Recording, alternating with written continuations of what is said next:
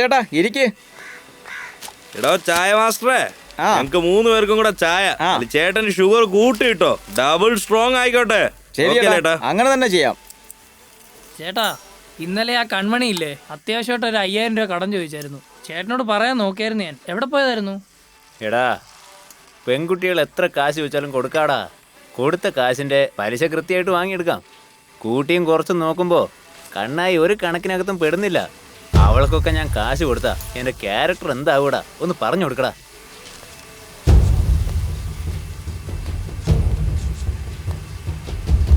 ചേട്ടാ ഒരു ചായ എടുക്കേ. ശരി ചേട്ടാ.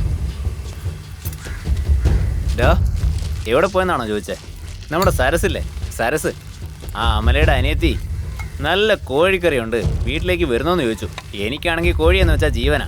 അതാ നീ വിളിച്ചപ്പോൾ ഞാൻ അവിടെയായിരുന്നു. നിങ്ങൾക്ക് ദേഹം മൊത്തം മറുകാണല്ലോ.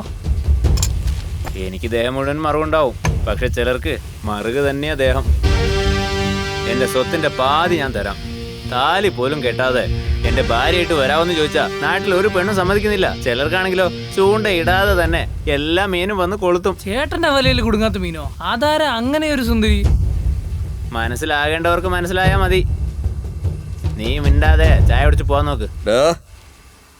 മര്യാദയ്ക്ക് സംസാരിക്കേ. എടാ, ആ അമ്പലത്തിലെ പൂജാരിയെ കൂട്ടി വന്നേ.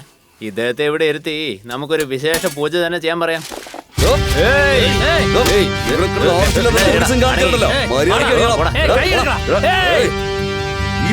നീയൊക്കെ സപ്പോർട്ട് ചെയ്യുന്നോ? പാവപ്പെട്ട പെണ്ണുങ്ങൾക്ക് കൂടുതൽ പലിശക്ക് കാശ് കൊടുത്ത് അവരുടെ ജീവൻ നീ നശിപ്പിക്കുകയല്ലേ? എന്റെ ജീവിതം കളയാ. നിങ്ങൾ വഴക്കുണ്ടാക്കേട്ടാ. പ്ലീസ് അവിടെ പോയി ഇരിക്കട്ടാ. പ്ലീസ് അവിടെ പോയി ഇരിക്കേ. പ്ലീസ് പ്ലീസ് ദേവി അവിടെ പോയി ഇരിക്കൂ. ഒന്നും അവിടെ ഇരിക്കുക. ഇരിക്കും. എല്ലാരും കൂടെ വന്നേക്കോ രാവിലെ.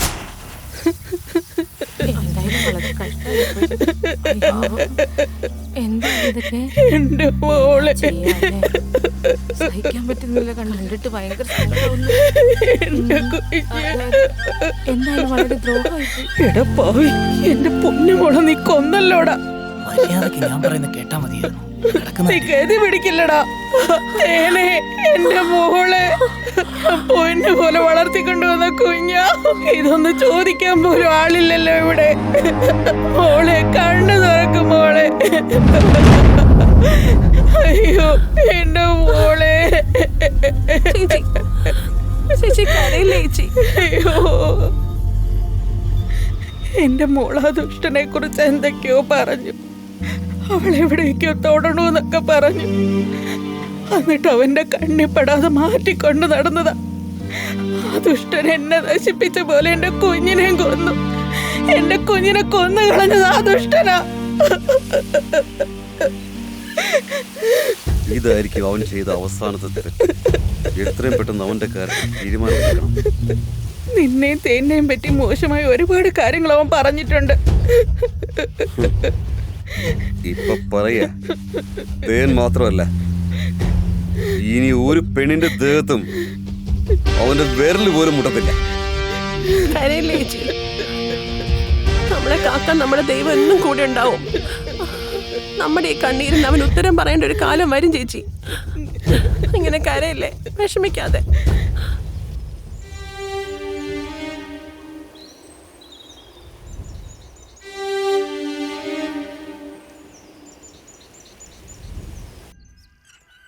പട്ടുസാരിയൊക്കെ കൊടുത്ത് ആഭരണങ്ങളൊക്കെ ഇട്ട് റെഡിയായിട്ടിരിക്കാനാണല്ലോ ഏട്ടൻ പറഞ്ഞത്. അമ്പലത്തിൽ പോകാനായിരിക്കുമോ അതോ സിനിമയ്ക്ക് പോകാനായിരിക്കുമോ? ഹലോ, ആ പറയേട്ടാ.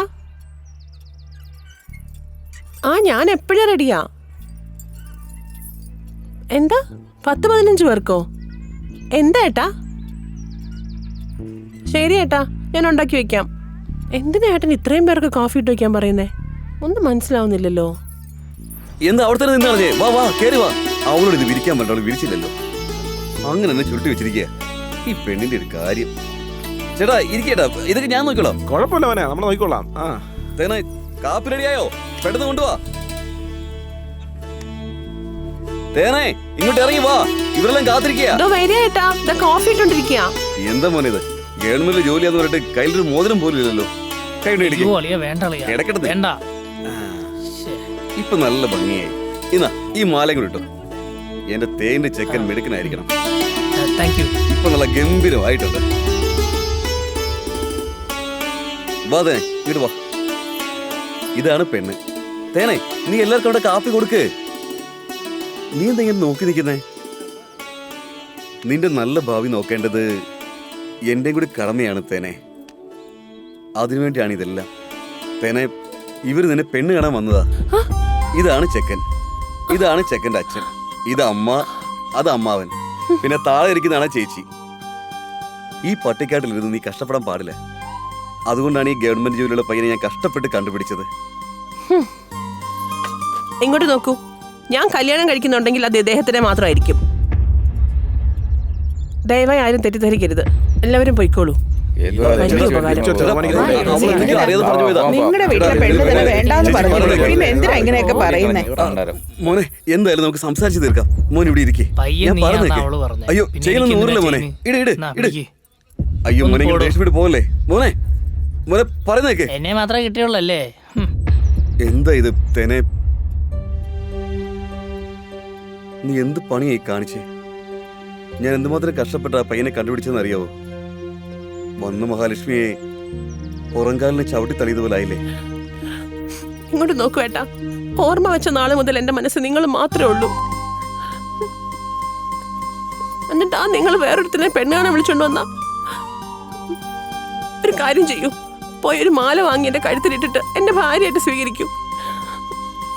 അങ്ങനെ അല്ലെങ്കിൽ ആ മാല എന്റെ ശവത്തിലിട്ടിട്ട് പൊയ്ക്കോ. രണ്ടിലൊന്ന് തീരുമാനിച്ചേ പറ്റൂ.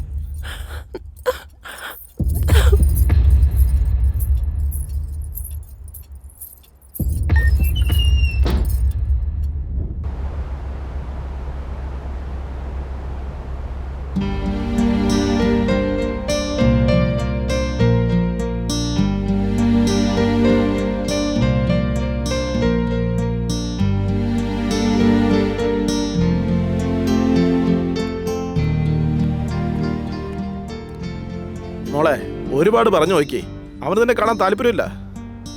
സമയമായി പോ മോളെ.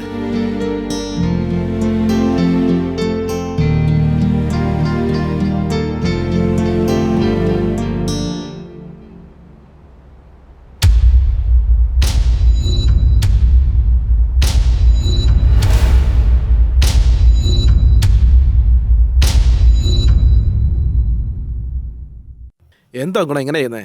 ആ പെണ്ണ് ഓരോ പ്രാവശ്യം നിന്നെ കാണാൻ വേണ്ടി പ്രതീക്ഷയോടെ വരുന്നേ. പാവ എന്തിനാ വിഷമിച്ചാ തിരിച്ചു പോകുന്നേ. അവളെ കാണാൻ താല്പര്യമില്ലെന്ന് പറയുന്നു, പക്ഷെ അവള് പോയിട്ട് അത് നോക്കിയിട്ട് വിഷമിച്ച് നിൽക്കും. എന്തിനാ നീ ഇങ്ങനെയൊക്കെ ചെയ്യുന്നേ? നിന്റെ ഒരു ചേട്ടനെ പോലെ കണ്ട് നീ എന്നോട് കാര്യം പറയും.